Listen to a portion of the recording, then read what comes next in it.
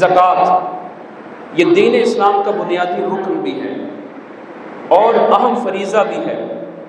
زکوٰۃ جس کے متعلق اللہ رب العزت کے قرآن کے اندر سینکڑوں آیات موجود ہیں، جہاں نماز کا ذکر آیا ساتھ ہی زکوٰۃ کا ذکر بھی آیا، وَأَقِیمُوا الصَّلَاةَ وَآتُوا الزَّکَاةَ، اور جو لوگ زکوٰۃ نہیں دیتے ان کے انجام کے بارے میں بھی اللہ رب العزت نے خبردار کر دیا۔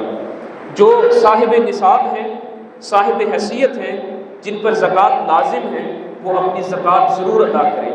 ہماری اکثریت زکوٰۃ ادا نہیں کرتی، اور جب رمضان کا مہینہ آتا ہے تو طرح طرح کے ہیلے بہانے اختیار کیے جاتے ہیں۔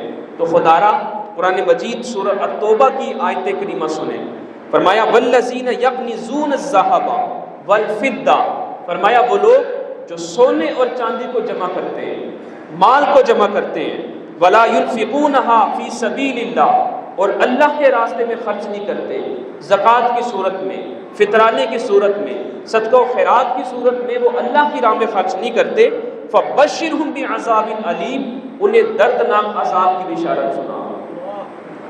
اب وہ بشارت کیا ہے، اس کی ایک جھلک اس آیت کریمہ کے اندر دیکھیے۔ فرمایا یوم یحمى علیہ فی جہنم، قیامت کا دن ہوگا جو مال و زر کو جوڑ جوڑ کے رکھتا تھا، جو سونا چاندی زیورات اور نقدی جوڑ جوڑ کے رکھتا تھا، کل قیامت کے دن اس کو جہنم کی آگ کے اندر پگھلایا جائے گا۔ جب وہ زیورات پگھل جائیں گے، نرم ہو جائیں گے، تو اس سے کیا کیا جائے گا، بِہَا جِبَاهُهُمْ وَجُنُوبُهُمْ وَظُهُورُهُمْ، وہ جو گرم پگھلا ہوا سونا ہوگا، زیور ہوگا، اس سے انسان کی پیشانی کو داغا جائے گا، اس کے پہلوؤں کو داغا جائے گا، اس کی پشت کو داغا جائے گا۔ یہ کون بندہ ہوگا جو صاحب نصاب ہونے کے باوجود وہ زکوٰۃ ادا نہیں کیا کرتا تھا؟ اور فرمایا جب اسے یہ سزا دی جائے گی تو بطور طنز اور بطور استہزاء اس سے کہا جائے گا ہَذَا مَا كَنَزْتُمْ لِأَنفُسِكُمْ، یہ وہی مال ہے جو تم جوڑ جوڑ کے رکھا کرتے تھے، فَذُوقُوا مَا كُنتُمْ تَكْنِزُونَ، تو آج چکھو اس مال کا مزہ۔